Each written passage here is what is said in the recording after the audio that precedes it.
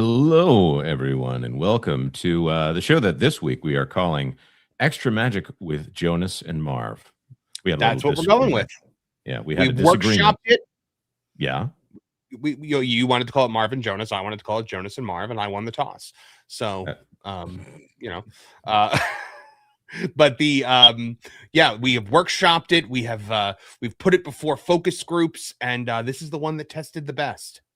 Yes, the focus group of one. Yeah. Yes. In the words of Ben Stiller and Mystery Men, tonight we ride in a wolf pack of one together. Indeed. It's an underrated classic. I don't know if you've seen Mystery Men, but it is one of those movies that I think it kind of got panned.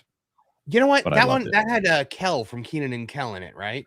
Yes, it did. One of the few times when Kel really gets to shine. Oh man, I think that movie undid him though, because it looked like they were about to break him into movies, and then after that one, he just stopped doing anything that wasn't Good Burger. Yeah, and then Kenan went on to be the default black character of all the sketches on Saturday Night Live. I'm not insulting him when he says that, unless he takes that as an insult. He became the new Tim Meadows, is what he became. Yeah. Tim Meadows was that guy for like a decade.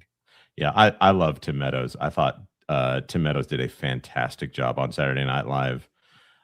Okay, so I'm just going to tell you, I've already had like 12 glitches on the screen here, and I am trying to shut down every possible thing that is in the background. If you need me to pull up super chats, I can do that. We've already got super chats. Hey, look at this. Packing protons for $5 American. Why not make a Kingdom Hearts movie and remaster the first game? Never played those. Rights issues, that's why. They can't make a Kingdom Hearts movie without cutting in Square, and they're not going to do that. That's a very good point. And Disney does not play well with letting other people use their IP. I'm still legitimately shocked that Sora is in Super Smash Brothers.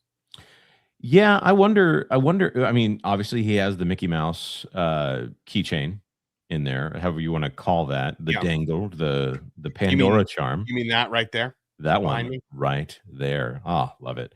Also love the fact that it's just blunt force trauma, but they call it a blade. Yep. I mean he's basically got a handle on a lead pipe, and he's just clubbing to town, clocking people. 100%. The which is why there's some enemies that he literally he'll do like a big final thing at the end, and he's like this, and they get cut in half, and I'm like, how did that happen? Yeah. That's but yeah, look, nobody would love a Kingdom Hearts movie. A Kingdom Hearts movie would not work. I will say that. You would need a Kingdom Hearts anime series. That's how you do it. Oh, that would be, and if it was a Kingdom Hearts anime series, they definitely couldn't have Disney produce it, because they have no idea what they're doing with anime. Well, so you would do it as each episode would be like each Disney world would have its own episode, essentially, and that's how you do it. You do maybe a 10 episode run of it. Isn't there an Alice's Adventures in Wonderland anime that's on Disney Plus right now? I haven't heard of that. Oh, I think there is one, and no one cares. Yep. That's interesting. Ruby Hoof gifted one that Park Place membership. Thank you very much, Ruby. Appreciate it. You're always so kind to do that. O2RR for $2. Friday Shenanigans with Jonas and Mar. Do you think we get up to shenanigans? Was there some line in Starfleet Academy? Shenana once, shame on me. Shenan me twice, and I might shenan again. They've shenaned once, they'll shenan again. Yes, yeah, because it's the height of comedy. You see, puns. Yeah, I love a good pun. All those puns that Worf made. Klingon character in Next Generation. The funniest line he ever had is, "I am not a merry man." Yes, that because they knew how to actually use Worf's they knew how to make Worf funny when he had to be funny, without ruining him as a character. Right. The funny thing about Worf is that he didn't get the joke. Yes, absolutely. But in Starfleet Academy, Kurtzman is only capable of writing as if he's a dollar store Joss Whedon. Right. It's a complete character type that I think woke people don't understand, is the actual serious person. This was a problem in Obviously Worf, almost a prototype for Teal'c, although Teal'c Mhm. sense of humor, a little bit more of a sense of humor as Stargate went on. With Buzz Lightyear, who is also the guy that is funny because he doesn't get the joke. Yep.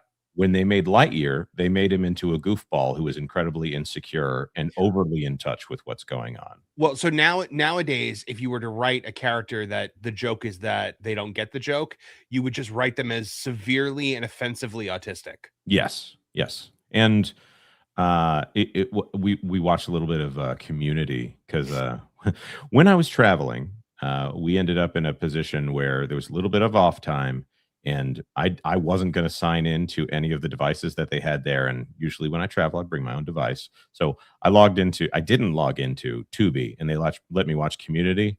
And Mhm. Abed, great character, Abed on that show. I love Abed. His autism became almost a mystical superpower. Like he Mhm. was like it was all happening. The entire show was happening in his head. Yeah. Wonderful. You look at other, famously autistic characters that they never really like claimed were autistic was like Sheldon Cooper. Mhm. Characters like that. But yeah, it's Gary from Nerdrotic said that one day we will look back on the way they write autistic characters like right now, and it will be deemed so offensive. It will be like going back to watch Birth of a Nation with all the people in the offensive face paint. I'm assuming you can't actually say the term on Right. YouTube. Right. So Yeah, I would probably compare it to something a little bit more recent, like Andy Kaufman's Foreign Man character that right. he played on Taxi, Yeah, but that was where funny. it was genuinely, and there are some Vodka. things you can, yeah, Latka talking like this all the time. Hey, Latka, why don't you come over and watch the soccer game at my house? Oh, he's better than watching on TV.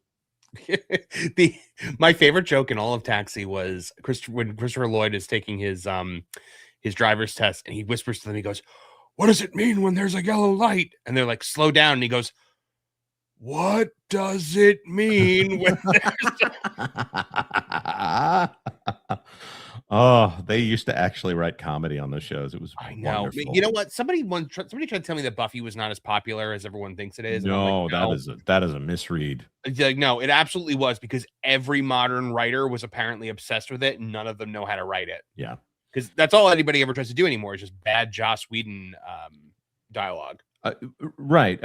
In Avengers: Age of Ultron, a bit of a mess, and a little bit heavy on the Jossisms. Oh yeah. But then the MCU after Joss Whedon left, where they're still trying to do that house style and it doesn't quite work, is so much worse as far Oh, as the quipping. you think that's bad, Jonas? Just wait until this Disney Buffy reboot happens because it's with Chloe Zhao. Oh, And, Queen of Comedy, Chloe yeah, Zhao. it'd be vile. Yeah. I have to put this up on the screen. Snarky D. Hey, Snarky Distinct Nugget gifted 10 that Park Place memberships. I almost said stink it up. WDW Pro. That's awesome. Let's see what we got to celebrate here. I think Pro made this one, and I think it's one of the best. Every time a membership is gifted, a content creator gets his wings. Is that gendered language? We're not at Magic Kingdom, Dad.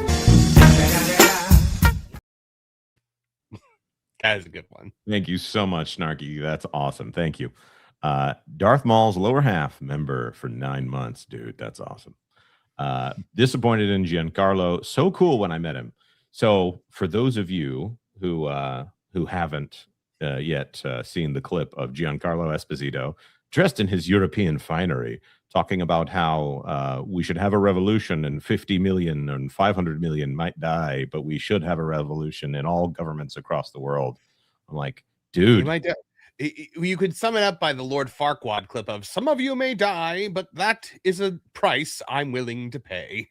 Yeah, he's not going to be out there fighting, and he's in that Don Lemon school of intimidation out there right now. Right now, that's called jail right now. Yeah, but I met him once at a convention, and he was really cool. Yeah, I imagine so. Yeah, but you know what? When I met him, like he had just finished Breaking Bad.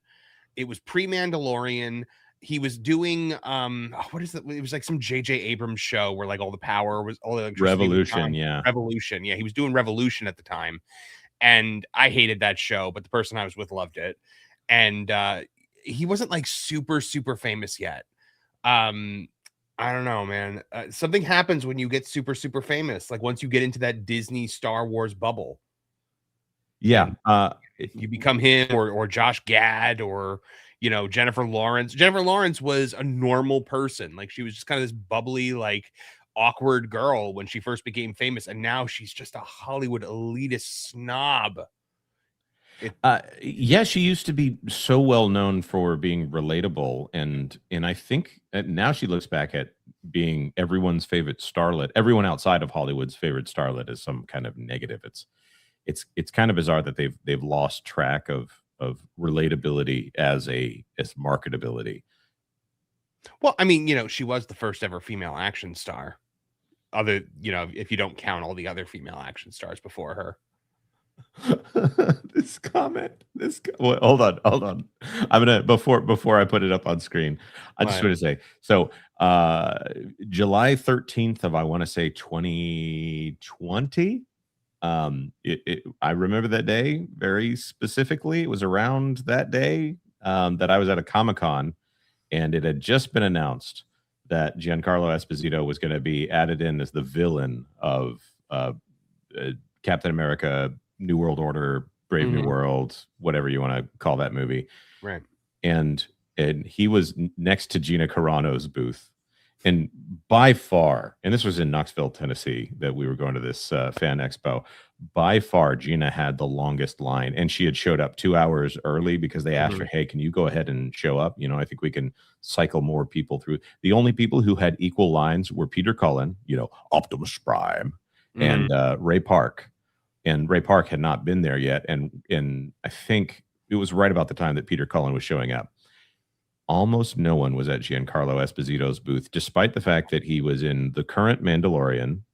He is, you know, we gave one of the best villain performances ever in Breaking Bad. Spoiler alert for like one episode before you figure out who he is.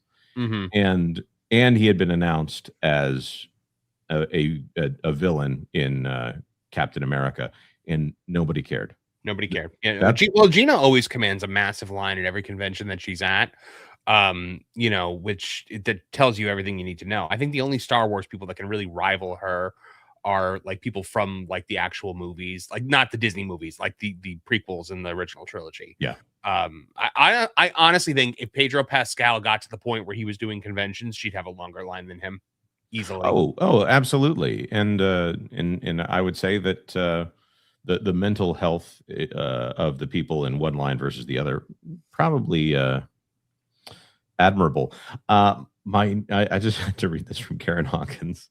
My young nephew is autistic and has a weird sense of humor, which I love. At school, a young friend was upset because her goldfish died. My nephew just looked and said, "And it tasted wonderful." That kid is cool. Oh, that's awesome. Oh, he's going places. Oh, that's great. I love that.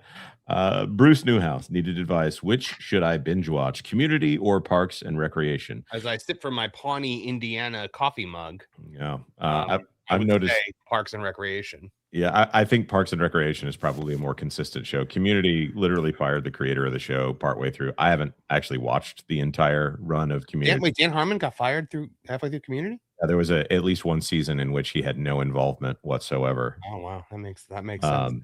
And looking back, it's like, yeah, I can understand why Chevy Chase didn't think his performance was funny. Did I ever tell you the story of how Parks and Recreation factored into how I proposed to my wife? No. I ordered a cameo from the guy that played Perd Hapley. Oh, he's hilarious. Yeah, and so he did a cameo, and so I took her to the place where I was going to propose to her, and I was like, "Oh, hey, look at this video of Perd." And it was like, you know, he comes on and he dresses her, but he suddenly says her name, and she's like, "Wait, what?" And he's like, well, the reason you're talking to Perd right now is Marvin has something very important he wants to ask you. And what he wants to ask you is this. And then I proposed to her. That's awesome. My wife is a Parks and Recreation super fan. I would love, I don't think you should show it on stream, but I would love to see that video. Yeah, I'll show it to you sometime. So that's great. By the way, haven't said hello to everybody out there. Hammer Biotech, see you. Juliet, one of our wrenches. I hear that another one of our wrenches is being a ninja out there today. So I'm assuming he wants to remain nameless. Bruce Newhouse, saw you earlier. I thought I saw one Good of to our have you other wrenches out there. I thought I saw Skunkman 9815. We need to bring back Muppet Vision. Anybody needs to start a rally. Listen to me, please. some people may die, 5 or 500 million, but think about the world we'll have after. I don't want to rag on Giancarlo Esposito too much, but I do. But if you watch him in Once Upon a Time, it's before he did Breaking Bad. Yeah, he's terrible in it. And he plays a third personality in that show that he doesn't play in anything else, and he's kind of eliminated that personality from his character lineup of an insecure guy who's trying desperately to like get the story or something like that. Well, yeah, he's and now he's a brand name, which it's a classic Hollywood thing of if Dolph Lundgren shows up in a film, you're not expecting him to play the stay-at-home dad unless it's for comedy. I think he was in Kindergarten Cop 2, so maybe a little bit. But with Giancarlo Esposito, he plays either the polite guy who sometimes gets mean, or the really mean stone cold guy who sometimes pretends to be a polite guy. Right. And it's a matter of which one are you going to get from scene to scene. I did not like Moff Gideon. I liked him in the first season. I tolerated him in the second season. When he came back in the third season, I was like, what are we doing? Yeah. It's really I think they've run out of okay. So in that third season, when they have a council of people who literally call themselves the Shadow Council, and they're talking about all the evil things that they're going to do, it starts to read very cartoony. Yeah, it was like Fowl from DuckTales. Yeah, and the kind of thing that would be fine. Organization for world larceny. Right, we are the Shadow Council, and it's like who named this? Which edgelord among you wanted to be called the Shadow Council? The Clone Wars. Every villain is Lemons, evil. At some point, the Mandalorian started to trend so much closer to the Clone Wars, which has the excuse of being for kids. Right. Where you get the quirky tiny guy who wants to make the droid squad, get through their zany adventures, So I think they really struggled with the idea that this needs to be a premium television show, prestige television, sorry, in the vein of HBO, but it happens to be Star Wars.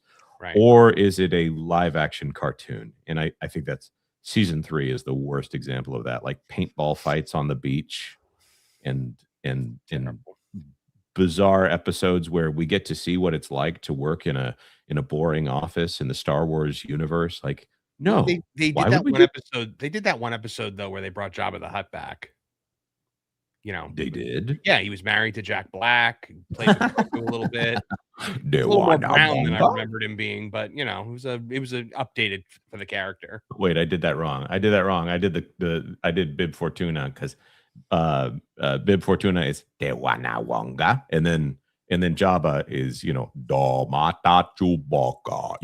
He's got that. It's a deeper rumble. I would love if somebody took all of Lizzo's scenes from Mandalorian season 3 and just dubbed over Jabba the Hutt dialogue for it. Packing Protons here for $5. No idea who Giancarlo is, but the photo I saw made him look like Temu Elton John. Yeah, he's one of every Hollywood actor now has to dress eccentrically because God forbid they look like a normal human being or just wear a sensible suit. Yeah, him and Robert Downey Jr. seem to have that same little bit of fashion insanity going on. I mean, Pedro has got major fashion insanity. Remember, he wore the waiter boots and the suspenders and stuff. He's awful. Yeah. The other thing is Giancarlo Esposito gets away with a lot of being indistinct ethnically. So sometimes he plays a Latino guy, sometimes he plays a black guy. I think he's part Dutch. I don't think he's actually black. I think he is just Latino. Yeah. So him and what was that guy's name? Cliff Curtis, who's he's I think he's ethnically Maori, but he's played every race that has ever been brown. So I had a friend one time who I thought he was black for like the first like 2 years that I knew him, only to find out that he was actually Puerto Rican and Italian. And I remember saying to Apollo, because Apollo knew him too, I was like, okay, we figured out the formula. Puerto Rican plus Italian equals black. This is, I know you know this one. Darth Maul's lower half. Online doctor says you're suffering from network connectivity problems. It's the funniest line in Parks and Recreation, and apparently was completely ad-libbed by Chris Pratt. Yeah. Like, Leslie, I put your symptoms into Google, and it says you may have network connectivity issues. I love it. I was like, every writer on that show should have been ashamed of themselves in that moment, because that So was good. the funniest joke. That service dog says, my son is autistic and constantly cracks me up, but he also is wise. As a teen, he declared that only those who pass the civics test should be allowed to vote. Imagine how different our country'd be. Oh my goodness. I can't disagree with that. Let's see. I love looking at the chat. Morning, folks. Hey there, Grimdark. Good to see you out there. Hammer Biotech. To be fair, isn't that a real term in UK politics? Giancarlo? No, Shadow Council, I think. Is it? I wouldn't be. I don't know. I've heard Star Chamber. I feel like a Shadow Council would be like even more ominous if they all had British accents. Unless it was Keir Starmer's. Jordan Daves, those are some great impressions, Jonas. Oh, I don't know if you're being serious, but thank you. I enjoy doing them, whether or not they work. Those are some great impressions. It's either those are some great impressions, Jonas, or those are some great impressions, Jonas. Yeah. It all depends on the inflection we give there. Exactly. And Aldo Casabona says, hello. Maybe I've got the inflection wrong on that one. So I gotta tell you about this one thing that happened yesterday at the Geeks and Gamers stream at Universal. You know, like the fountain that talks in Lost Continent? Yeah. So we walk up, and like Jay walks up to the fountain, and the fountain goes, "Oh, hey, Jay." And we were all like, "What?" And so then Jeremy walks up and he goes, "Oh, and welcome to another video." And he ripped Ryan and Krista and me. Like at one point, I'm sitting there, like I'm like leaning up against the trash can, and he goes, "Oh, I see Marvin over there holding up the trash can." And I was like, "What?" And he goes, "Yeah, I'm a monster, huh?" And he goes, "Hey, you totally ghosted me. Pro said you were going to email me back, and you never did." That's amazing. We were all just like, "What?" Valiant got the whole thing on video. Oh, so I can't. That will come out eventually. Oh, that's beautiful. Yeah. Okay, I have to look over here. Valiant, but he got Valiant good too. Mm-hmm. Here's one. Looks like this was starred. Jennifer Lawrence did roast Cynthia Erivo. It was a moment that she let her intrusive thoughts win. We talked about this on M4cast last night. Apparently, I had never heard of this, but I was told about it, and then I looked it up. So, Cynthia Erivo was being Cynthia Erivo, and she was like, "When I hear music, when I hear singing, I see colors." And like Jennifer Lawrence was on the panel, and she goes, "Hey, what do you hear right now?" Ah! And she was like, but then Cynthia Erivo like didn't even process that it was like a joke, and she was like, "It's like a blue." It's like that moment when Jeff Bridges starts talking about being in the original video game movie and how he got trapped in a video game, and none of the people that are with him understood the joke that he was making. Okay. Which one is this? It's like one of those actors roundtable things, and it's like Kevin Hart and Jeff Bridges and Pedro Pascal, and he's like, "Yeah, because I got trapped in a video game," and they're like, "Which one?" Oh, for the love of God. Just shows you how great Tron is received still to this day. Oh yeah, these are people who have no understanding of actual pop culture. I mean, look, I 100% believe that Tron has never been popular or successful, and it is just a like an urban myth that Tron is popular. Fair enough. Fair enough. I don't actually. I'm going to say another thing. After yesterday saying that I like 50% of the sequel trilogy, I'm going to go I ahead got an and earful about that last night from yeah, Lauren. yeah. And I would bet that Lauren actually enjoyed the sequel trilogy while it was going on more than he's letting on. He's going to charge in here if you don't mind your P's and Q's. He's not going to take that line down. He's always watching. He's always watching. But the original Tron, like, while there are things about it that I like, it's not really my favorite. I straight up love Tron Legacy. I've heard a lot of people say that. I have to watch that again. But for me, it was like it didn't have Tron in it, so I didn't really care. But it didn't have Tron in it like as a main character, like not till at the end where whatever. But you better watch out for Lauren. I hear there's more than one of him.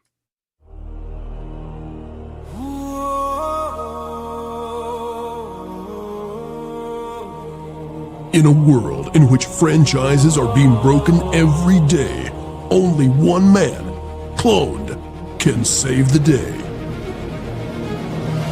You'll laugh, you'll cry, you'll wipe smog from your eyes. Join Lorne Connor as he takes on an epic quest.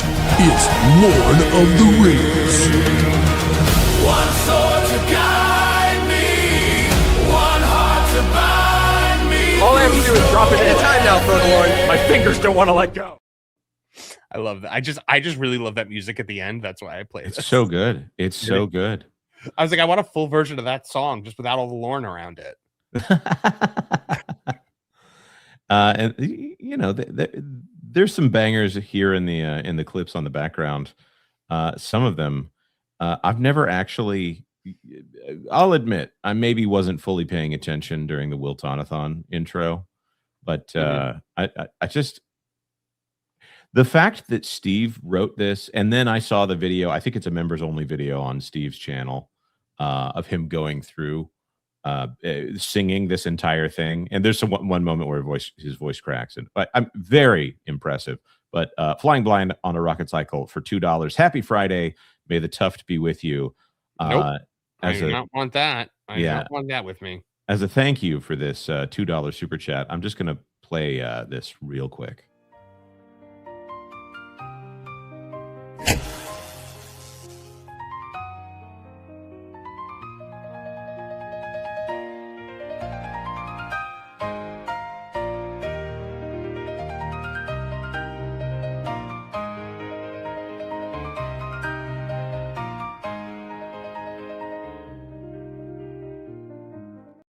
Okay, that is not the thing that I thought it was. Good evening, ladies and gents. The most special, the specialist of nights is here. The Wiltonathon! Jonas and Marvin have to be kind to me. It's something that they've always desired to be. For one whole hour, they'll be free to do the right thing. That's praise me. The greatest show where you gotta be nice to me. Sponsoring charity, all because of my popularity.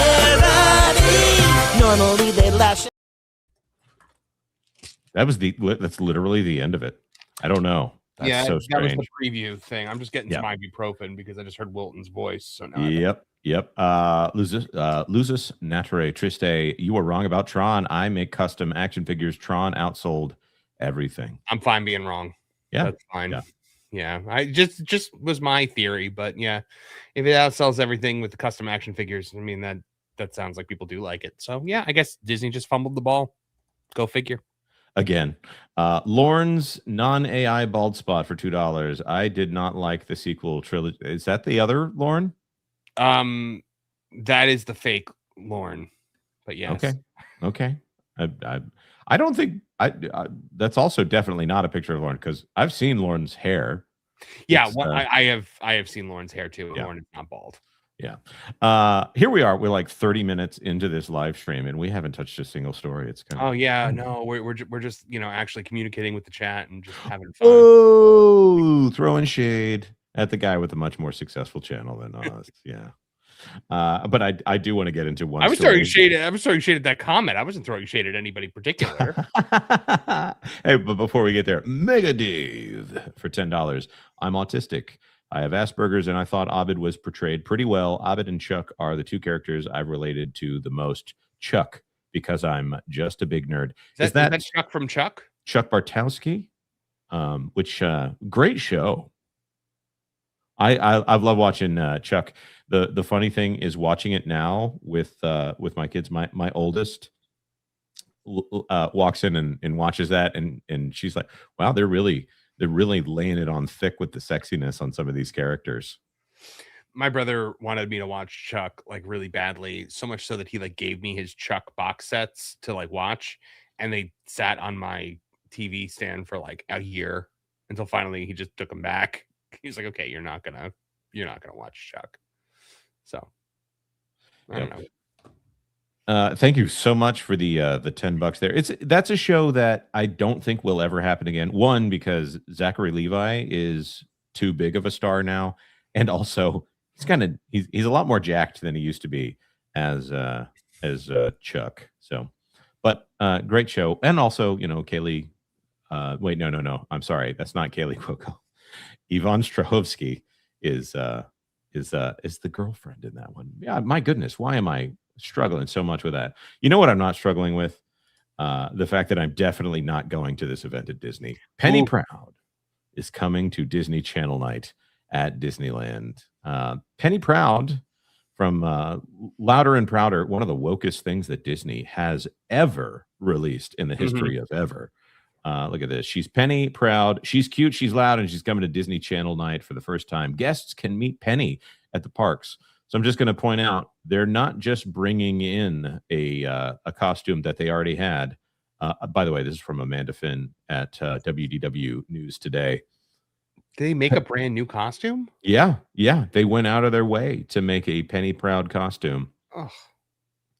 And what kind of line do you think I mean, like, if it's a rare character, people will go to it. I mean, then again, it's Disneyland, so maybe not. I don't know. Yeah, I remember when I was in that area where 20,000 Leagues Under the Sea used to be at Walt Disney World, that became a character meet and greet. And what is her name? Angelica Sinclair? Or no, Rebecca Sinclair from Tailspin was there. And almost all of the people that were in that area, like, well, who's she? Now, obviously a Disney character, but also not one of the ones that adults at the time would have recognized. This one right here, infamous. I mean, I don't know if you've ever seen a series called Everything Woke. But well, yes, I have seen that, but I've never seen Louder and Prouder. It's really not worth watching unless you just want to understand how bent in the head the Disney company became. The show starts with her kind of realizing physically that she's now become a woman, although she's in middle school. Gotta point that one out. Okay. And then meeting up with the guy who liked fashion in the original series. Now he's a little confused about whether he's a guy or a girl, but he's definitely mean to everyone, if that makes any sense. Mm-hmm. Also, I mean, there's police protesting, and there's, of course, this infamous scene in which they say slaves built this country, and they have the white girl with tape over her mouth because she's not allowed to speak in that moment. She's got the signs, but this is the character, whether or not they mean to do it. This is the character they're bringing to Disneyland. Why do I say whether or not they mean to do it? Because this was a Disney Channel character. So remember what I have said, because everybody has been declaring woke dead. Mm-hmm. And I'm like, it's not. It's wounded.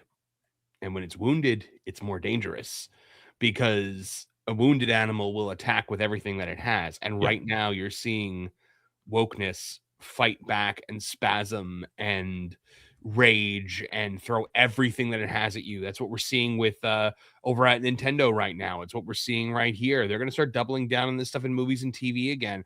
And I think maybe they are under the belief that because there's kind of this swell of like progressive protests going on right now in the country, or at least in one city, that maybe like the winds are shifting back in their favor. But I mean, these things are still going to make no money.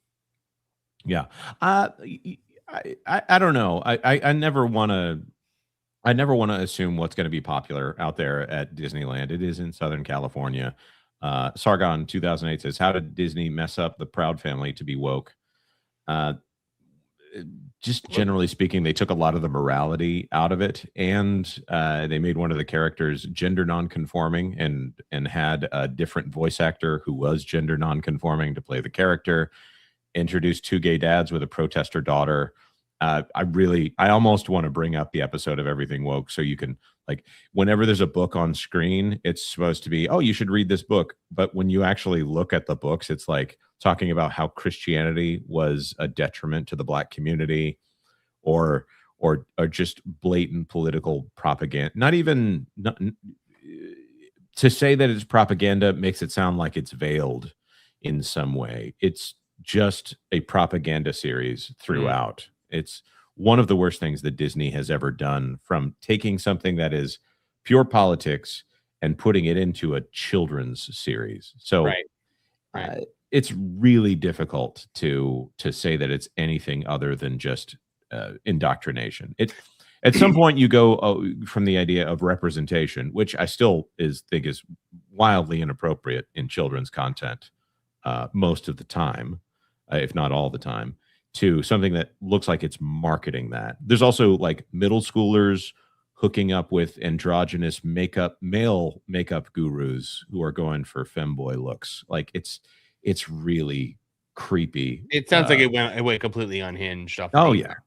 Yeah. This is one of the first things that gets brought up in the idea that Disney needs to let parents make these decisions. Mm-hmm. Well, then Disney came around to that, though, because remember that when they pulled that that baseball series, that Pixar series, they pulled the episode about the gender stuff, and they basically their reasoning was because they know that parents want to talk to their children about this kind of stuff and not have Disney do it for them. And we were all like, wait, what? Yeah. Hammer Biotech says, LOL, what? Christianity was a detriment to the Black community? I'm a Jew, and I know that's insane. That's where I'm at on this. Is like, very early on, I started playing a little game as I was checking on things that were on Disney Plus. If anything was newer than 2018, to try to figure out how soon it would be before they brought in a character to make it very clear that they're gay. Like, it was something in the introduction of the character they needed to make the offhand comment, by the way, I'm gay. Or, I'm gonna make a clip of you saying that without context. Okay. There was a show called something like Marvel Superhero Kids, or I forget the name of it. I might have an archive of it somewhere that I could get a hold of if I go check on it. Where they had the purpose of the series was to focus on kids that were doing heroic things in their life. So there was like the girl who was an amputee, who made her own prosthetic arm to shoot confetti. And then another one was a boy who decided to identify as a girl, and they made that one. And this is, again, not like a hero for adults, right? This is something that turns into marketing to kids, and that's really, really not where parents are comfortable. If you want my biblical thoughts on it, maybe go to Twitter or X. But this here, Penny Proud, I think they've ruined this character for another 20 years at this point. And I think at the end of 20 years, she'll still be known as the lead character in that super woke show that was on Disney Plus. So, I was thinking, because I saw a thing on Instagram this morning about how, like, it was about like parents that were like pushing back really hard in the late 90s about WWE. Like, they hated Gold Dust, like they were all horrible about Gold Dust. And the NDX with the 2 words for you and whatnot. Mm-hmm. And I'm like, parents today don't really freak out about this stuff. They like push it. Right. Because as much as I wasn't really a fan of that, well, I mean, as in high school, I was a fan of that motion because it was a great little taunt. Yeah, everyone did it. Right. It in a weird way, it pushes heterosexuality. And I think there's a level of inappropriate that's not also a mental health disorder. Yeah, because it was rebellion and defiance. It was youthful rebellion. It was, it was 2 men in their probably at the time like mid to late 30s Right. who were acting like they were 16.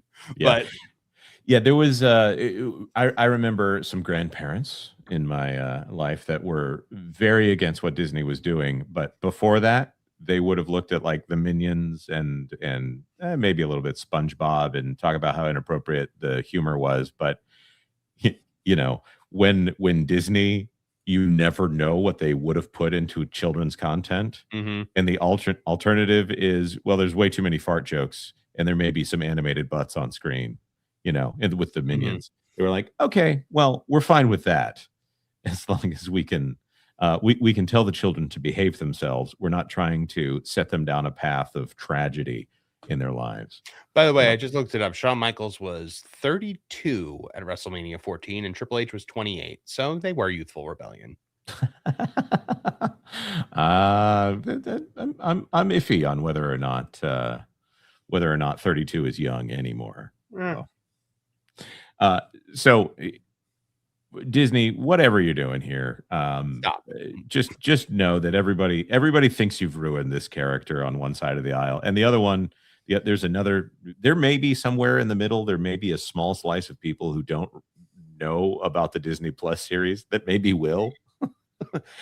I just don't think it's a good idea for you to take characters that you've essentially turned into propaganda pieces and be like, yeah, let's market this one to the kids. Right? Yeah. Yeah. Oh, wait, I forgot. Disney after hours events, definitely not for kids anymore. Oh, are they? Oh, yeah, because of this. Yeah. I mean, Well, to be fair, they never were. It's soaked with alcohol and it's in the middle of the night. So those after hours events have always been, aimed at the dinks. yeah. So there's another one that we've been talking about here, and I think this is really interesting. I actually would love to see how the audience reacts to this, because it's almost a Rorschach test of how you view the Disney company and how you view some of these people that operate not quite in the Disney official bubble, but around it and orbiting it. Disney World bans third-party services as company issues cease and desist letters to vendors. In related news, sharks have issued a cease and desist letter to those little fish that swim underneath them. That's actually really funny. So you wrote this one, Marvin, but I'll read it anyways. Walt Disney World has begun enforcing a broad crackdown on unauthorized third-party businesses providing services on Disney property. The company issued cease and desist letters to multiple small businesses that had been operating inside its theme parks and resort hotels for years. The enforcement action impacts a wide range of third-party vendors, including photographers, personal chefs, massage therapists, stylists, and room decorators, many of whom built their businesses serving Disney guests during and after lockdown shutdowns in 2020. I feel I need to point something out here. Yes. Disney does not offer resort photography for like family portraits.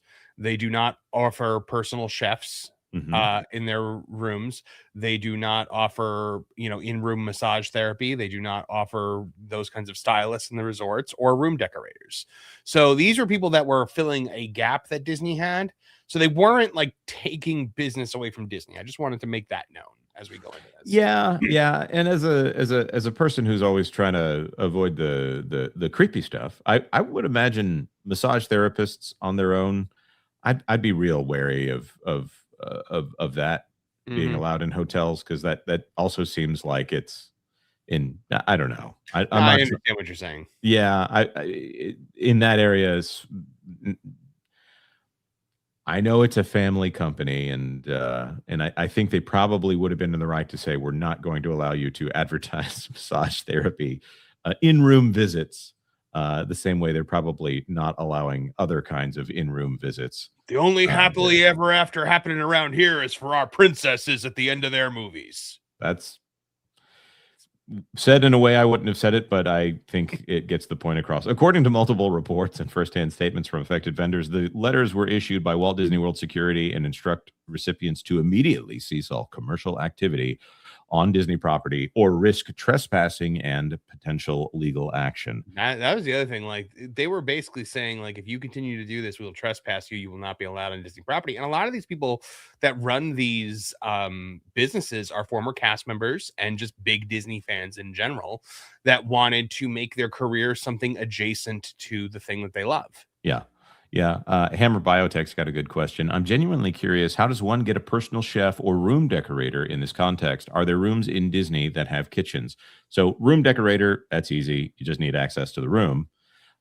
Personal chefs, there are some Disney rooms, more on the DVC side of things, that do have kitchens in them. So there are rooms that do have some form of cooking appliance in them. So let's see here.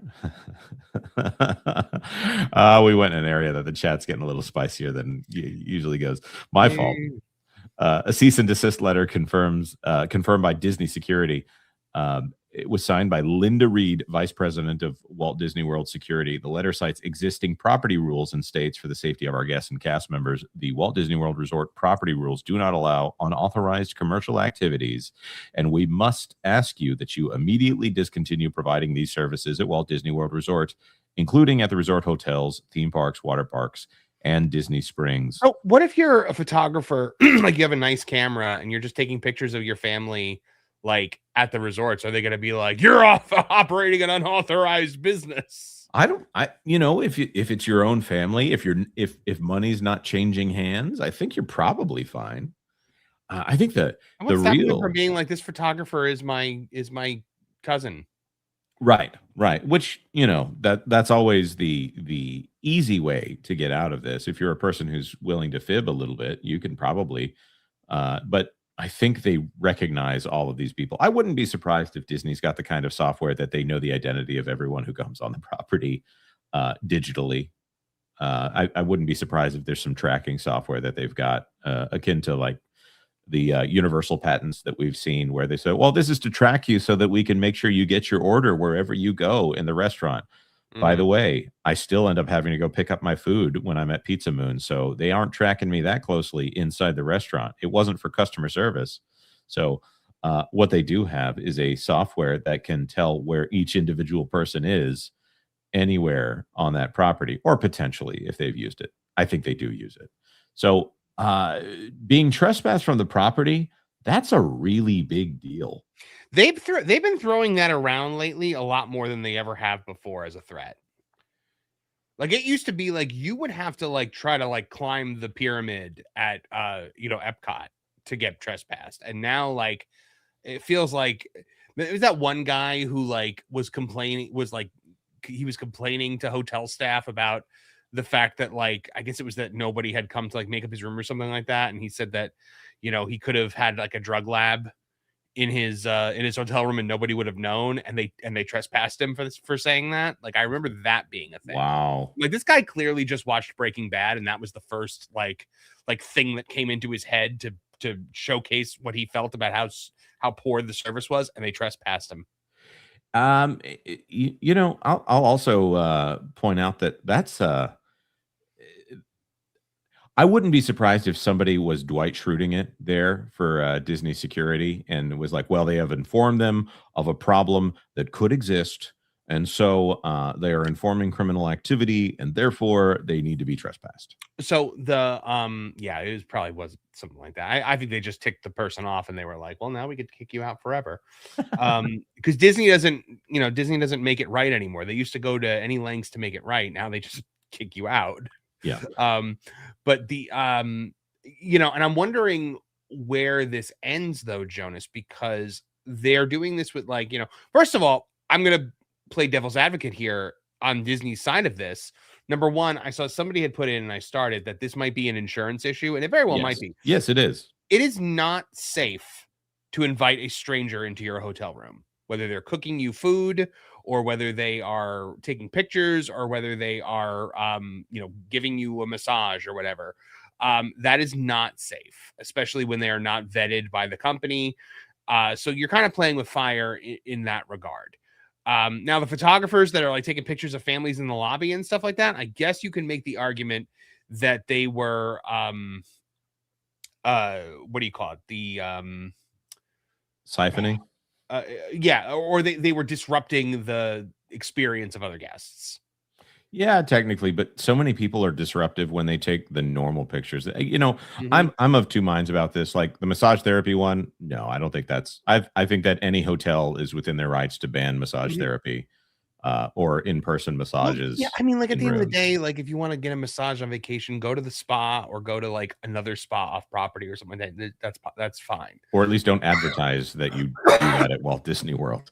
But do you think this goes far enough where they start going after like Kingdom strollers and like the stroller rental companies? Because they did ban EV scooter rentals for a Mhm. while, didn't they?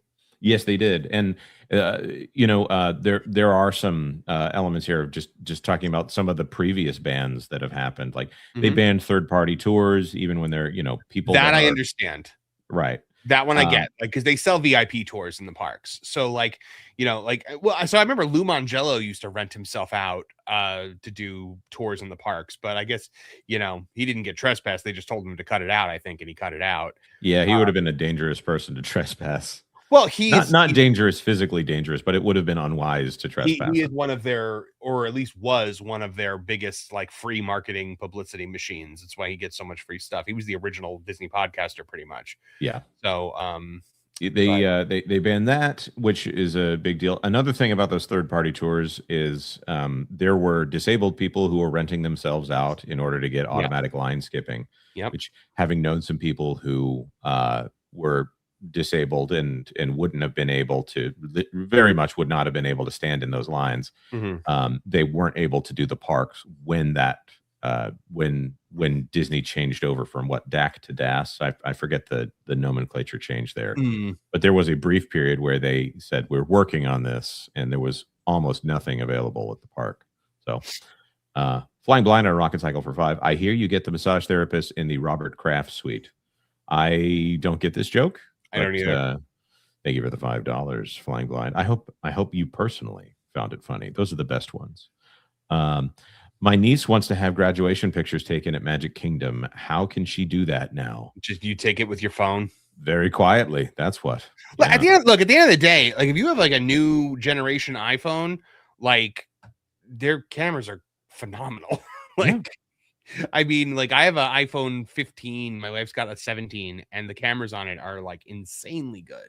Yeah. So, you just can't hire a professional photographer to come into the parks with you. So one other thing is Disney does a service. I don't know if they still offer it. They probably do. But you could essentially rent, and I don't think it was overly expensive because we actually considered doing it for like our engagement photos. And I have friends that did this for their engagement photos. You get a Disney Photo Pass photographer for like 30 minutes or an hour, and you go around the park and basically do a photo shoot with them, and then you get all the pictures. It's some package that they do sell. So, but that's in the parks. It's not at the resorts. The lady that was sent the cease and desist letter, she was operating her business at the resorts, not in the parks. Yeah.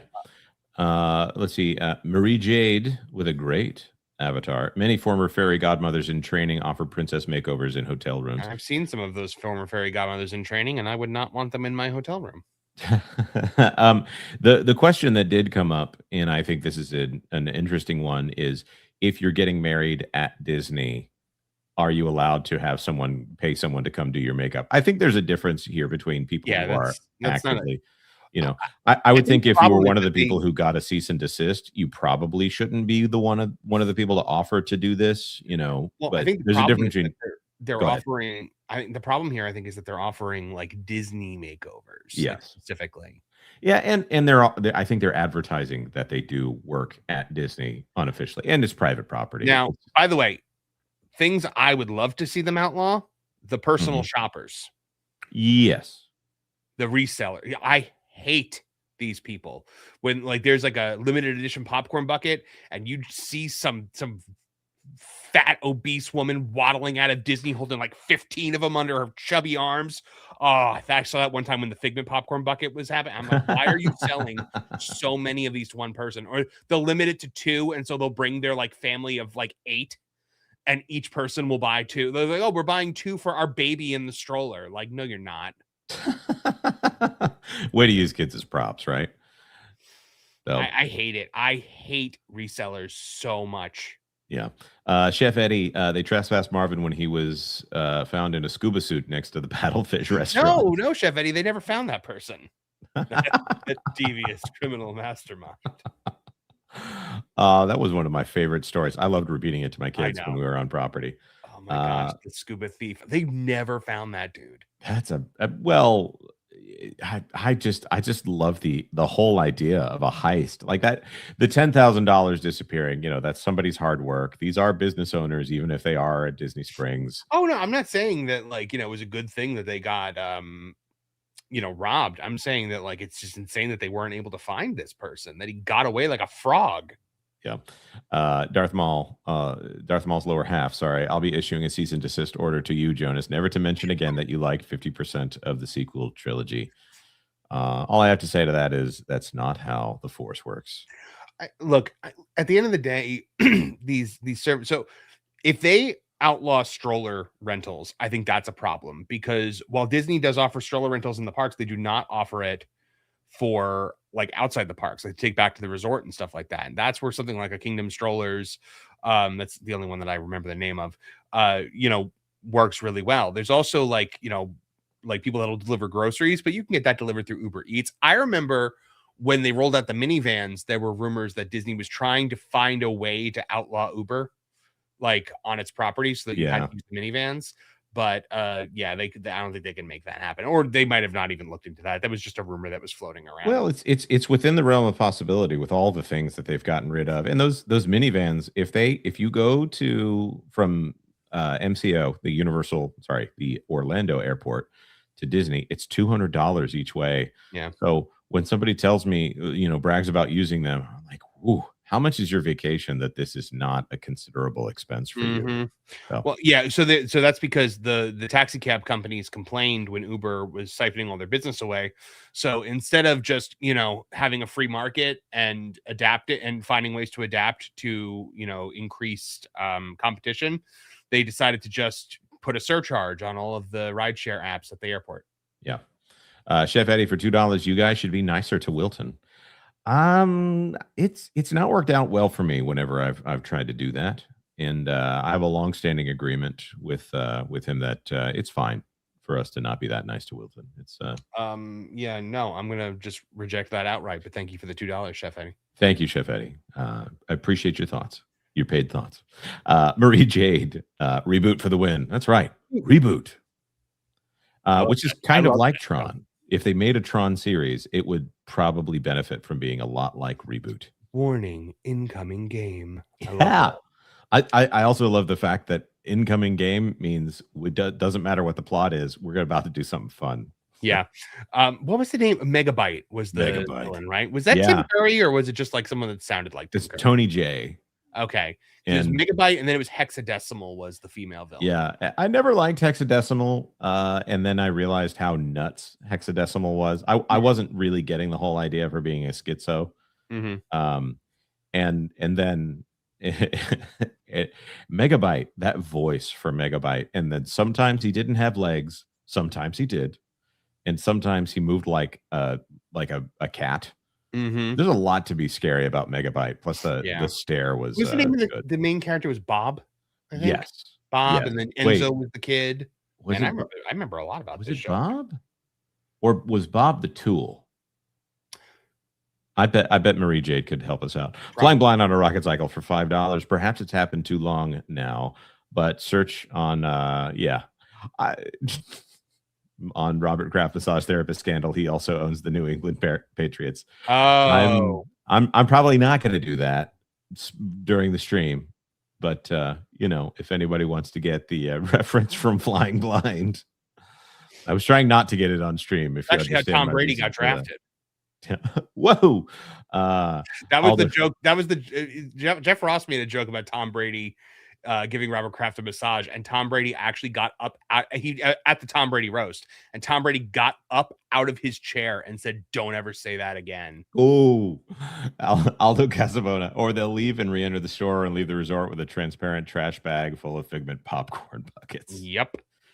TJ Magnify the wrench chat here. Will they outlaw streamers, since technically They can't. it's not there's too much of their business that's tied up in the free advertisement of streamers. That's the thing. Streamers are the best advertisement that they have. Completely true. And whether or not they like it, we are actually we keep Disney in the front of people's minds, whether or not that is the intention of these channels. Irate Specialist for $2. It's called Tuft Envy, chat. They have Tuft Envy. It's another one of your classic jokes, Irate Specialist. It's so funny. Flying blind on a rocket cycle. Sorry, Jonas. I don't think you're sorry, man. I don't think you are. And Marie Jade with the by the way, she confirmed it was Bob. Okay. Reboot got the machines to get the show into high def, and holy cow, the visuals are alphanumeric. Dude, I'm gonna have to check that out. I will too. I loved that show. I did too. I really loved it. Let's speaking of shows we don't really love anymore, let's talk about Jimmy Kimmel and the fake Kermit. Yeah. We're only going to watch a little bit of this. Again, not trying to go political, but unfortunately, when we're covering the Muppets at this point, it intersects with politics just a little bit. Well, when we're covering anything with Jimmy Kimmel, it always does by design, his design. So I got to hit a button here, and let's see Matt Vogel's Kermit on Jimmy Kimmel. I must say, you picked a great time to come back to television. Things are going really great. Oh, well, I don't know if I detect some sarcasm there, but, you know, we kind of think it is always a good time for singing and dancing and trying to, you know, bring a smile to people's faces. I agree with you on that. And your show had been off the... Okay, just why is this particular Kermit so bad at improv reactions? It's so bad. And I'm sure it's not even improv. Like, I'm sure it's, you know, like this, it's certainly a far cry from Jim Henson on Arsenio Hall, but I'm sure they worked all this stuff out beforehand. None of this is authentic. Oh, 100% of this is scripted. All of their reactions, they even joke during the full 6-minute segment that did you work that out with the band beforehand? Maybe, you know. Anyways, Kimmel also... Now, were you guys' show had been off the air? Bring a smile to people's faces. I agree with you on that. And your show had been off the air for... Now, were you guys suspended? Well, no, that's not quite what happened to us. I must say, you... So, going 100% for the Trump joke there. Yeah, he's got to make it about himself, and he's got to make it about Trump. And I'm just glad they didn't have... Like, they came close with Miss Piggy one time doing something about Trump. I'm like, I don't care who the president is. The Muppets do not get political. Like, right, would have never in a million years. Like it's safe for them now to make a Ronald Reagan joke, like Sam the Eagle liking Ronald Reagan. That's the level of political humor they need to have in the Muppets, or saying that Richard Nixon is a tricky fella. That kind of humor is okay for the Muppets, and they don't need to stand the entire segment on that.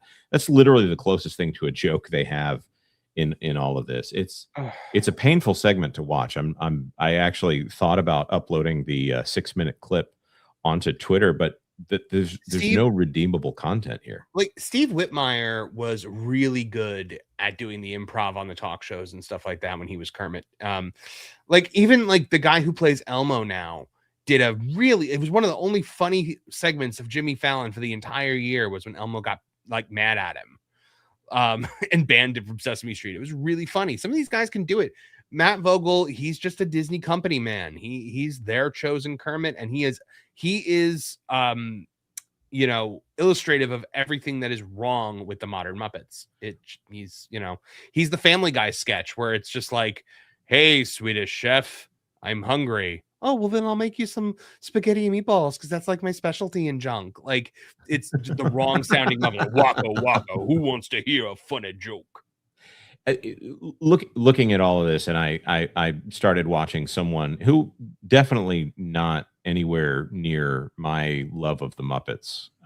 Here, there's somebody who has dedicated their lives to watching the Muppets, and was going over Steve Whitmire's statements, and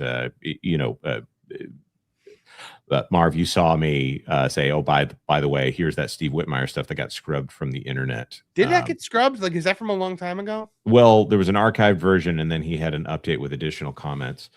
Looking at it, Steve Whitmire has some very good points in the statements that he's made about what's wrong with the Muppets now and the importance of Kermit to tying it all together.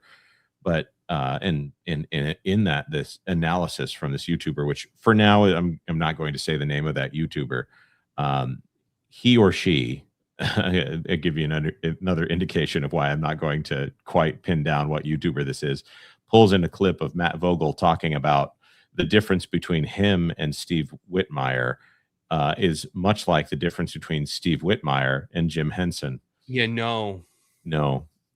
People, there. I know there are some diehards that are like, Steve Whitmire is not Jim Henson. Okay, He's not. Right. He's definitely not. His Kermit Also, has you different. you had to change Kermit then because Jim Henson died. Right. So Matt Vogel tries really hard to play this politically diplomatic game of saying, I understand why why I don't sound like Kermit to them, but that's really not the problem here. It's and you can hear Vogel's voice and why this is the best approximation of Kermit he's probably ever going to get. There's too much bass in his voice. There's too much stiffness in there. I have yet to see. It feels like like the voice comes from the back of his throat instead of like the top of his throat, if that makes sense. Right. What is Kermit supposed to sound like, Marv? Hi ho, Kermit the Frog here. You know, it's not that hard of a voice to do, guys. You can just do it like this, and then occasionally you go down into this register over here, and then you come up here when you're getting excited. Like it's everyone in the world except Matt Vogel can do a Kermit impression. That's a really excellent Kermit the Frog impression, and Pro can do a Kermit the Frog. I've attempted a Kermit the Frog. I'm not going to do. I'm not going to do either. I'm not going to attempt it next to you here because I think you have the superior impersonation. But there are things more than the voice that are wrong with Vogel's performance. He's still very stiff in supposedly improv reactions. The personality of Kermit is not shining through. He doesn't seem like the well-intentioned leader of the Muppets. He's just kind of he's the guy who's puppeting the felt here, but it just no one reads him as Kermit. The thing that I really hate is they used to do a thing where or they've been doing a thing now with Disney where like Matt Vogel will be puppeting Kermit like Avenue Q style. Where like you see him and the puppet and he's like doing and his mouth is moving and stuff like that. And like I hate that because first of all, I hate that the Avenue Q style works in Avenue Q. I don't like it anywhere else. But it was like Kermit and Piggy and they were doing it like that. And I'm like, no, that's Jim Henson. Like you only saw the puppeteers doing it once in in Henson stuff. That was when they were doing like a behind the scenes thing. I don't think Steve Whitmire would have ever done it in a million years. And when Jim Henson used to be on Arsenio Hall, obviously he would be puppeteering Kermit, but they would do a close-up on Kermit when Kermit spoke so that you didn't see Jim Henson talking. It was all very coordinated, and Disney just doesn't care. They don't give a crap about anything. I keep hearing that Matt Vogel's a very talented Muppeteer, but I've never seen it. Yeah. If he's not, I thought he was fine as Constantine. It was a great original character. It's just when he takes over these legacy characters like Kermit and Big Bird, he's terrible at it. Well, the other thing about Constantine as a character just irritated me because it's a not funny version of Kermit. It was unfortunately they led with the perfect example of how he's not Kermit. I don't think that they've set this guy up for success by putting him in this role. It's a Kathleen Kennedy situation in which everyone outside of Hollywood acknowledges that this is not an ideal situation, and it's going to take them admitting that they screwed up in order to fix it. I've never heard a single person other than Brian Henson say, yeah, Matt Vogel's a great Kermit. Brian Henson says it because Steve Whitmire was the son that his father wanted all along. Oh my. Sorry, not sorry, Brian Henson. You're a failure. Ouch. He made the Happy Time Murders. He does not get any kind of grace from me. He did a great job on Muppet Christmas Carol and Muppet Treasure everybody Island. else did a great job on Muppet Christmas Carol. He put his name on it. dude. I'm not going to disagree with you because I don't have you're the greater Muppet expert than me, so I'm not even going to attempt to back away or I just really don't or, like what or he said about Steve Whitmire after Steve Whitmire after Steve Whitmire got fired. He did like a whole thing about like how he was never a good Kermit and he thought he was Kermit, and I'm just like, dude, like be more bitter. Yeah. That your father chose him. Like, because that was the thing. People forget Jim Henson chose Steve Whitmire because he was going to be working with Disney Imagineering more, and he was going to have to step away. And so he was like, "You are going to be Kermit," and he was training him to be Kermit. And then, so it's Jim.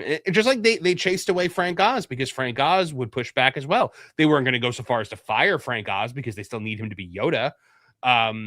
So yeah, they everyone that Jim Henson surrounded himself with, except for Dave Goelz, they pushed out, and thank God Dave Goelz is still there, and that's why Gonzo is so prominently featured now, because Gonzo is the only Muppet that still sounds exactly the same as you remember him, and he is so funny in the moment. He is. I think it was this great mix of like the puppeteering is important, and they're great at the original, and then the second generation are great puppeteers. But they also are great improv comedians. Yeah. They're so good in the moment. And Dave Goelz, again, I keep going back to prop culture. The season finale was about the Muppet movie. And Dave Goelz is fantastic as Gonzo. So, you know what? A funny bit of Disney trivia about Dave Goelz. Do you know what other major Disney character Dave Goelz voices? I'm at a loss here. He's Figment. Are you kidding me? I'm not kidding. He was the replacement for Billy Barty. Yep. Oh man, and Billy Barty, once in a generation talent. Yeah. Oh, that's so cool, man. All of this stuff used to be like so admirable and so neat and so creative and so magical. And I know there's like a layer of cynicism on it where Twitter and Facebook and X allows us to hear everyone's opinions at the same time. But they used to be it was as if they were trying to earn the audience's respect and instead of trying to tell the audience what they have to think. Like okay, Matt Vogel not quite sounding like Kermit. That's one thing. But the company trying to tell us that we're wrong, that's a totally different and very so what Steve Whitmire says in his statements, in his archive statement, was that from what he has heard, the people within the Muppet sphere within Disney disregard all of the backlash against Matt Vogel as Kermit. It's just the haters. They're all just haters. Like, no, dude, like nobody likes this. Right. If they got something really popular that happened to have Matt Vogel's voice in it, I think they're going to understand that it's not a small sampling. It's literally every time they do anything that raises the profile of the Muppets. And this is a byproduct of the Muppets not being that popular since 2011, the last time Steve Whitmire did the voice of Kermit. In a big production that everyone's aware of. I'm sure you can correct me on something. 2011 was 2011 the Muppets, or was that? Yeah, I think that was 2011. He was in the Muppets Most Wanted. Oh wait, that's right. I'm sorry, because the Matt Vogel situation gets in the way there. Yeah. There has been nothing that has really put the Muppets in the spotlight in a way that really makes everyone aware. Like, no, this is what Kermit sounds like now. Because the Muppet Babies one, that's Matt Danner, and actually Matt Danner does a better Kermit than Matt Vogel. Yeah. I wish that Steve Whitmire would do more conventions, because I would love to just meet him and shake his hand.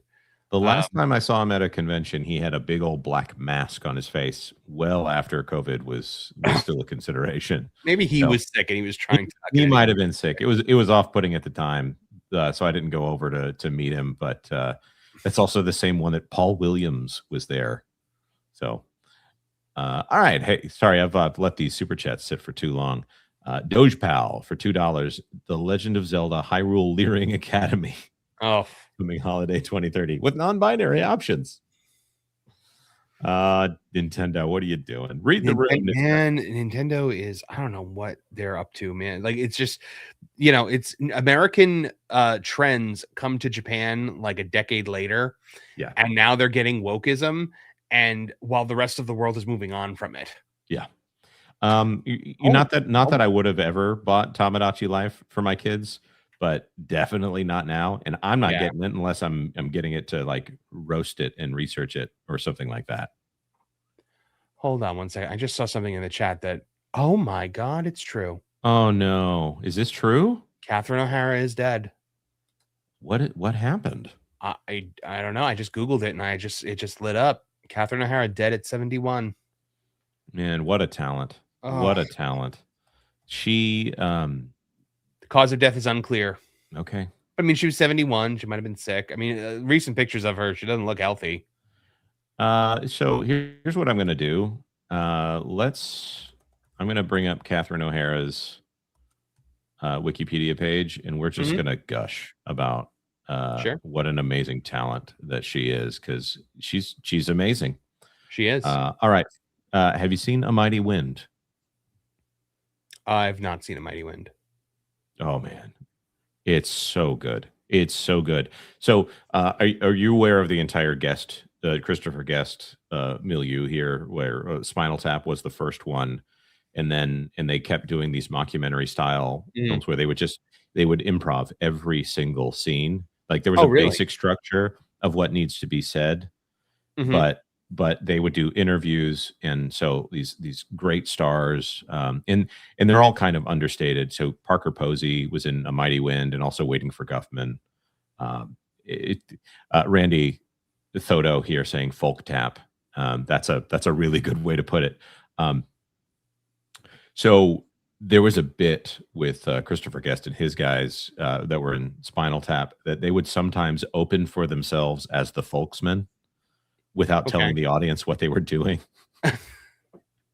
And they would get booed off of stage. Of course they would. And then A Mighty Wind is all about those kind of folk bands, like the Main Street Singers, which are kind of a take off the New Christie Minstrels, and Mitch and Mickey, which I think is supposed to be Peter, Paul, and Mary minus the extra guy and making it into a romantic thing. But great soundtrack. I almost said Kevin O'Leary. Kevin McKean. Sorry. Why am I having so much trouble here? Michael McKean is one of the folksmen, obviously from Spinal Tap. They have this song that they wrote, him and Annette O'Toole wrote for Catherine O'Hara and Eugene Levy to sing, called Kiss at the End of the Rainbow. Beautiful little song that they wrote when all the planes were grounded around September 10th-ish, 2001. That they wrote when he was driving her to Vancouver to shoot Smallville. So they write this. She was in Smallville? Yeah, she was. Annette O'Toole was. Annette O'Toole. Yeah. No, Catherine O'Hara. I don't think Catherine O'Hara was in Smallville. No, she wasn't. Catherine O'Hara gets this song, and she's got this singing voice that is great, but she also isn't a belter. She's not a Broadway belter. So she's just this very understated performance as a folk singer, and in the middle of this comedy, and she's got these great lines in the film, but then there's also this musical performance. So she's also the voice of Sally in Nightmare Before Christmas, opposite Danny Elfman's singing voice, but she did the singing voice and the speaking voice for the role. I mean, I could go on all day about how amazing a talent Catherine O'Hara is. The improv skills. It's funny. She's like, they have the known for stuff up here. None of these are the things that I would like think that she's like known for, like Frankenweenie and stuff like that. Like I'd be like Home Alone, Beetlejuice, the Creek Show, which I don't know if we could say the name of it because YouTube doesn't take spelling into account. You're right. You're right. Thank you for not saying the name of that, the Creek Show. Yeah, which she's that. I didn't watch a lot of that. But that voice that she does in it is I was like, where did this come from? I think it's an Alan Cumming impression, honestly. It might be. Yeah, my wife loves that show. I haven't watched a lot of it, but the bit that I've seen I liked, and she's very, very good in it. She is in Walt Disney World because her and Eugene Levy do Oh Canada now. I didn't realize that. Because they took Martin Short out of it, which was a mistake. Yeah. Because with Martin Short, it was like actually like fun and funny. And they were like, oh, we're putting Eugene Levy and Catherine O'Hara in. And I'm like, oh my God, that's going to be amazing. They're going to be hysterical together. They don't make a single joke.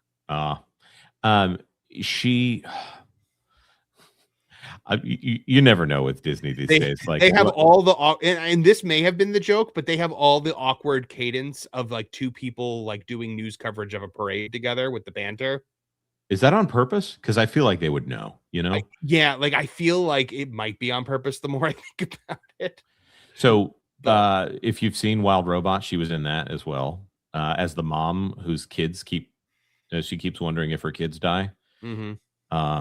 It's a great performance too, because the way that it's phrased, I don't know. I think some of the kids may die during the course of the film, but it's very much to like sell the idea that mortality is a fact of the world of Wild Robot. She was in. So it's funny, but it's also telling a very dark story that's Right. necessary for the plot. She was in Elemental. I didn't even realize that. Huh. Well, not a lot of people watched Elemental. I mean, what a career. The Addams Family. There it is. Magic School Bus strikes again as Aunt Tonelli. Is that a Miss Frizzle coworker? Morgana in Sophia the First. 30 Rock, Frankenweenie. I almost want to sort this for only bangers because obviously had a very prolific voice acting career Brother on Bear top of 2, her. Chicken Little. Man, so many things that I didn't even realize she was in. Yeah. Just an amazing talent. So rest in peace, Catherine O'Hara. Hopefully this is natural causes. And I may her family get some peace in a tragic loss. That's what a talent. So with that being said, we do need to transition to things that are a little bit sillier here. I think she would find the contrast hilarious, but I think she would probably too. Flying blind on a rocket cycle for $2. And while we're at it, Semper Glutine Libero. Why do you say this? Why do you say that? And then original White Horse for $2, Semper Glutine Libero. Okay. Always glue free? I don't know. I don't know what this phrase means, even when translating what it means from Latin into glutine. Archer Merchant for $5. What do you think the headline will be when families avoid these characters, racist, etc., for not caring about these characters, or kids' lack of interest? Yeah, that's a good question. I'm actually gluten free right now. Hey, me too, by accident, not intentionally. I'm not actually, but I just wanted to make that joke. I'm a byproduct of trying to go low carb. Packing Protons for $2. Mrs. O'Hara now boarding the Soul Train. Rest in peace. Oh man, she was so good. And then there's the fact that she was the mom in Home Alone, and there's a lot of that you could hate that mom. But you don't hate that mom because you can see the pain on her face as she realizes. She says so many times, I'm a bad mother. She has to sit in the back of a truck for hours on end with John Candy playing polka. She did her penance. Yeah. He was all right after 6-7 weeks there. Man. All right, let's get to this story. Looks like Dinosaur is currently at its longest wait. This is a few days ago, but I think it actually is today. Maybe we have some That Park Place people there today to document the experience. Hopefully. Dinosaur will be shutting down just days from when we're recording this. And it's really the end of an era here. This was an Eisner demand that this attraction be put in. It was also an Eisner idea that it be changed from Countdown to Extinction to being specifically themed to, yes, the Disney animated, I'm putting classic in quotes, Dinosaur. A movie that I have seen, I think maybe twice. 0 times for me. I've never seen that Couldn't movie. Couldn't tell you. I know the main guy is named Aladar, and if that's incorrect, somebody's going to have to Google it in order to correct me, because most people don't know the name of the main character in Dinosaur, and yet it had a Disney ride for all these years. This was one of the biggest attractions at Animal Kingdom for a very long time. It was the equivalent to the Indiana Jones Temple of the Forbidden Eye over on the East Coast, because it was almost the same ride vehicle. Right. Ketchup, mayonnaise, and mustard written on the pipes in the ride. I love it too. And we have the opportunity, if the audience really wants it, to talk about McDonald's even more in this segment. But I just have to say, this was never my favorite ride. It was almost a must do at Animal Kingdom because there's not a lot to do at Animal Kingdom outside of the amazing Kilimanjaro Safari. And then they added Everest, and then they added Pandora. This is again the end of an era. Was this one that you uh, was this one that you ever did out of obligation, or is this one that was like you had to do this one Oh, I love this personally? ride. You love this ride? Yeah, I always loved it. I love Dinosaur. I loved the pre-show. I loved, yeah, it was just, I really, I dug the ride. I like dinosaur stuff. Like, like I always have. I thought the Carnotaurus was very well done. Mhm. Yeah, it's a bit of a rough ride at sometimes, but I really liked the whole presentation of it. I thought it was great. And I'm sad to see it go. Yeah. This was never one of my favorite. Scary Disney rides were not something that I was really crazy about. I was just becoming I'm gonna remove the personal information from that one. I was young when this came out, and the Carnotaurus, I thought, well, this is one of the most terrifying dinosaurs that's ever existed. A dinosaur that looked like it was decaying in front of you, got a little bit of influence from Jurassic Park, but the Carnotaurus was not in Jurassic Park at the time. So I don't think the Carnotaurus is a real dinosaur. it is. It is. Is it? Yeah. I thought they invented it. No, the Carnotaurus is 100% a real dinosaur. Or at least that's what I believe in my heart. I think it is real because then the Carnotaurus started appearing in some of the Jurassic Park games and stuff like that. So, and Disney's not suing Universal over that one. So amazing. This entire thing, classic Disney premise of putting actors you recognize into a situation where, oh, we're going to do this time travel thing and this and that. And Dr. Grant Seeker comes in to deviate you from the path in order to meet his devious ends. Get it? Devious and deviate. Mhm. Of course, terror ensues. And then right at the end, you have just in the nick of time, Aladar saves you and maybe comes back with you because we can't have Aladar dying in the countdown to extinction. It's a great classic premise, and now it's going to be gone, and it will be replaced with the thing that it was the stand-in for. It's being replaced with an Indiana Jones ride. So there we go. Bada bing, bada boom. I just saw one of the most startling headlines of the day. What's that? James Gunn might direct DCU's The Brave and the Bold Batman film. World of Real reports. Oh, that's fantastic. I gotta get that up for Geeks and Gamers at some point today. But Yeah. What a wild mistake that would be. Well, they've only got one director over there, and Mhm. sometimes he lets other people direct while he's directing from the background. I'm sure he would, if I put that on Twitter, I'm sure he'd respond to it and tell me that I'm wrong. Yeah. Man, yikes. I really don't want to see James Gunn's Batman. Honestly, that's not something I have any interest in. Nobody wants to see that. Not when that's the only Batman we're gonna get. So it's coming from Jeff Snyder, and Snyder and James Gunn are like at war with each other. So Oh, like, not Zack Snyder, but, yeah, that too.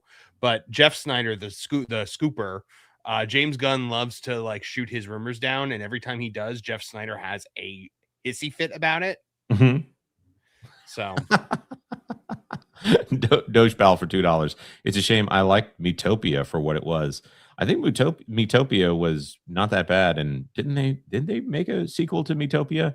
I also don't understand what the difference between Metopia and Tamagotchi Life. Those are so close to each other that I don't understand why they decide to make both. But I think it's a product of Nintendo merging their handheld division into their console division with the Switch. Packing protons for $5 will never let my sister let down that they had to stop the Haunted Mansion ride for her when she was 5. I was smart not to go on. Was she just that scared? why? Because she was terrified in it. Oh, well, there's always Packing Protons way. Okay. Forget, not down, slow, tiring day. I have to get some rest, man.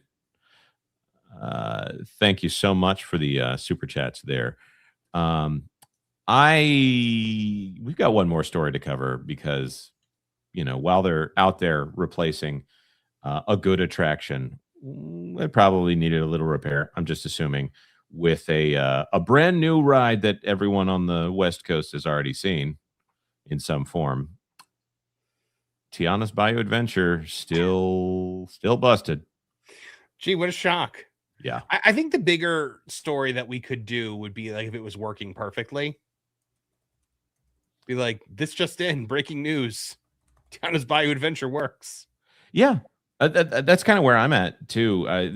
So let's go through the current list here. First of all, the last time that we covered Tiana's Bayou Adventure, the hair and head was missing off of the head to where you could see the exposed electronics on the back of the head, and that was creepy. Also, the head was kind of head banging in a way that very unsettling. But here we go. Just over a month after being fixed, this from WDW and Shannon Ace. The second Mama Odie screen of Tiana's Bayou Adventure is once again broken or turned off at the Magic Kingdom. Some animatronics in the final scene are also frozen. So this is it working. That's what it's supposed to look like when it's working. Yes, that's on purpose. And there it is. You see you see this here. That is the ramp going up that should have two vultures at the top of it. Yep. Sorry, it should have some vultures before it, and then at the top of it would be Brer Rabbit. And this is a black hole where Mama Odie and that snake should be. Yep. Right there. The vulture's going, time to be turning around. Oh man, it's such a only you could. Such a great attraction. Now it's got Mama Odie saying her classic line, he will walk into the Library of Congress. Oh wait, no, that's the part where she goes big. Mama Odie and his snake Juju are not currently appearing above guests as they start to head up the final lift hill. Guests do still hear Mama Odie's voice, and her animatronic appears at the top of the hill before the drop. See and hear the scene in their video below. I think we're going to pass on that one. The screen was blank for almost a year, from January 2025 to December of 2025, when it was fixed and functioning again. Unfortunately, it's back down just 6 weeks later. We got it working. Oh, I'm free. I'm free. Dang it. Yep. Later on, as guests enter the final party scene, they may notice Charlotte LaBeouf and Tiana's mom, Eudora, aren't moving. Good reference. Usually waves, and Eudora sways back and forth. See them stagnant in our video here in WDW. There you go. There they are. They ain't doing nothing. And those weren't high motion figures either. Let's see. Oh, at least the back of her head's on. Yeah, and but she is leaning a little bit to the left. Oh yeah, her head's not moving at all. Oh no. Her head is That's dead. awful. Like her head is just like this is Lester's Possum Park. Oh, I just don't understand. How is it that this company thinks that they're going to make a Villains Land and Cars Mountain that are going to compete with Epic Universe if they can't even get the low number of animatronics on Tiana's Bayou Adventure working? Yeah, but you know what? You're looking at things that don't matter, Jonas. You're looking at things like, do the animatronics work? And what you're not looking at is... And so what we've tried to do is really bring that shape language from the architecture. But like what we love to talk about at WDI is shape language. And we often refer to shape language. There's such iconic shape language in Spaceship Revetti Attraction. We really wanted to make sure that we fused to that throughout the space. Yeah, like the shape language of her head as it like hangs like this. It, again, reminds me of a great Catherine O'Hara line where she describes less is more acting. You know, it's when you're looking at them, you close your eyes, but when you turn away, you open your eyes. And it's just kind of less is more. So it's a great line because it's so she's playing a stupid person when she says the line. It's just, it gets in your head as why would that be what less is more acting is? I just this attraction and the fact that they replaced it on 2 coasts, I'm convinced that anything they do in both Disneyland and Walt Disney World at this point is going to be so out of touch with what Imagineering should be doing, and only of interest to the corporate guys, that they're not really worried about it actually happening. They're more worried about the headline for Wall Street, that's just doomed. So Mickey and Minnie's Runaway Railway, a lot of accounts have said that they look forward to going on to that one just so they can see what's broken today. Tiana's Bayou Adventure, obviously, a bit of a travesty on either side, at times running without water on the final lift hill. Without water, but Jonas. Well, yeah, if only we had a clip for that. Why, you can't open a splash mountain when that mountain ain't got no water. No water! No water! No water! I promise that was not on purpose when we started going in that direction. No. And then Star Wars Galaxy's Edge, which they're now going to differentiate it. Why they didn't differentiate it before, since they know that people are willing to travel to either side. If you've got one over here, you got one over there, you can get people to say, hey, I'll go to this other park this time. But now, and there's a Frozen Land in multiple Disney parks at this point. And that makes me think, oh no, it's doomed. Mm-hmm. So good luck to you all over there at Imagineering, if you even care about this ride. I It's honestly not a bar. think, They don't care. yeah. The saving grace for this is if they actually started serving liquor on it, and then we would know. Well, then they'll invest in actually fixing Tiana's Bayou Adventure, when what they really need to do is just restore it to Splash Mountain, but they don't have the people there that are capable of doing that. You actually go down a waterfall of pure Chardonnay. Joan is afraid to say how old he is. I'm 87 years old. Thank you very much. He is. Packing protons for $5. Gonna restore Splash Mountain. Now is the time to do it. King Demoro. Oh, tomorrow. Yeah. When Disney is now construction land. Yeah, it ain't gonna happen. We're supposed to find out very soon who the next CEO of the Walt Disney Company I would not be shocked is. if we find out Monday morning right before the call. Yep.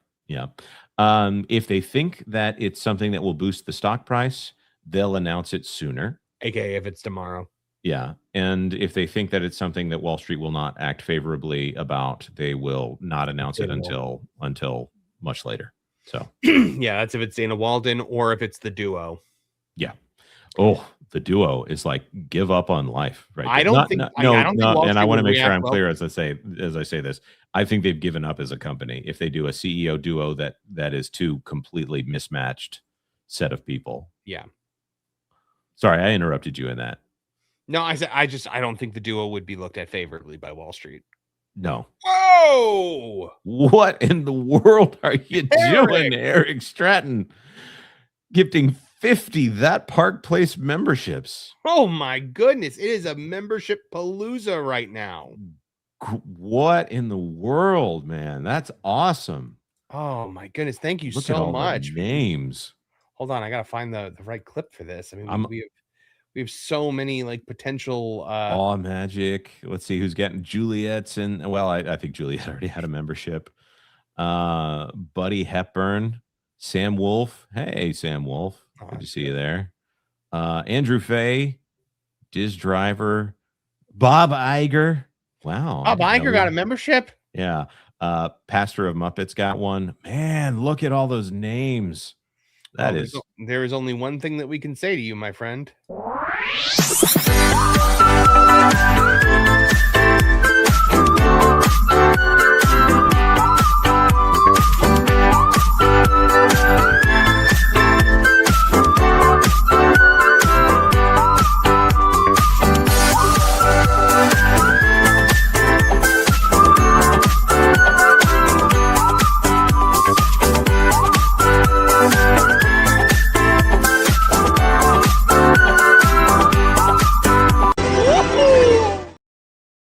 Woohoo! Fantastic. I'm looking to see if like Nolan or somebody got one. Well, yeah, Packing Protons there with the Jonas gets a membership. Did you? No, I don't think I got one this time, but apparently I No. pop up on a lot of. I'm You got a M4 Empire membership I last night. did. I so. did. Thank you very much to whoever gifted that membership. Thank you so much, Eric Stratton. That's amazing. That really makes that warms my heart. And look what he said for $5. He said, an echo from Jay's 1,000 free membership live stream this morning. We were out of control. Ask Jay. He cried. He cried. Ugh, girl. No, no. We are super thrilled for Jay. Got like 1,200 memberships this morning. And they are also pushing for Daughter's Revenge to hit 2,000 books sold, and I really hope he gets it. I think him and X-Wing could do it. So guys, go buy Daughter's Revenge at Ripascend, because it is going to be an amazing pirate graphic novel, made by two people who are just quality human beings that know their way around a story. Three.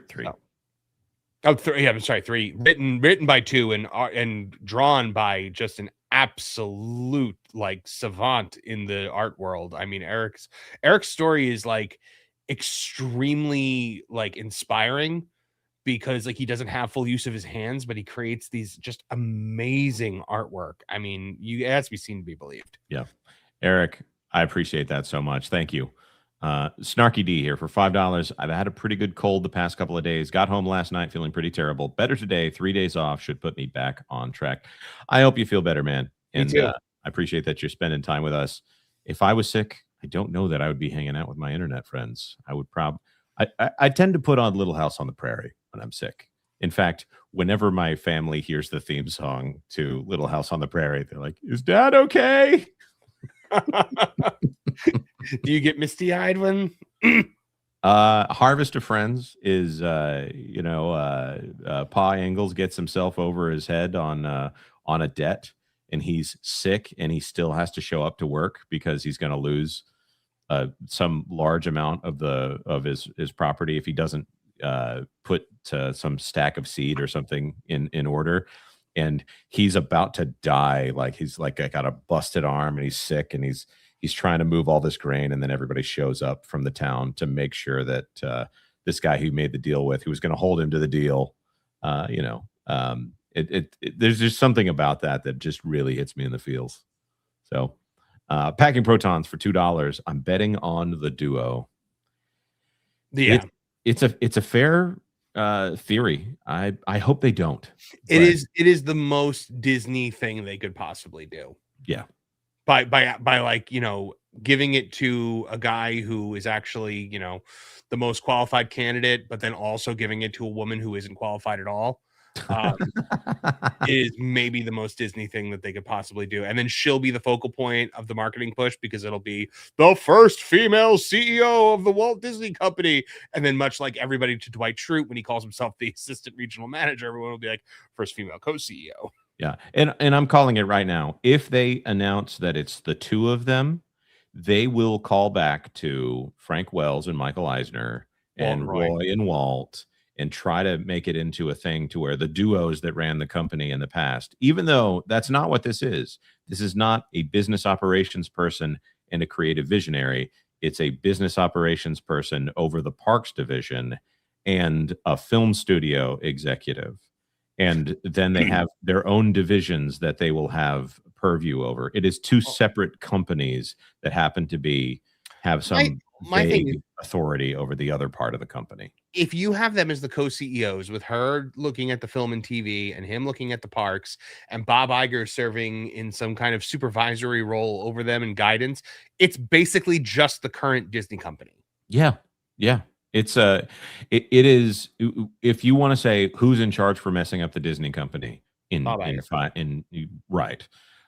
5 years, though, if it's Josh D'Amaro and Dana Walden, and there's something that goes wrong at the company, all it does is disperse the responsibility across two people, and then also the 12-member board, which would be kind of hilarious in classic Disney at this point. Mm-hmm. And then Packing Protons playing us off here for $5. Jonas needs to go on camera with just a torso and hands, like that character lady from Powerpuff Girls. The lady that's with the mayor, I think. That one. She gets the nanny from Muppet Babies treatment. Yeah. Which they replaced the nanny with that one Kimmy Schmidt from the Unbreakable Kimmy Schmidt, which was a takeoff on her character on The Office. What did she play nanny on the new Muppet Babies? Yeah, exactly.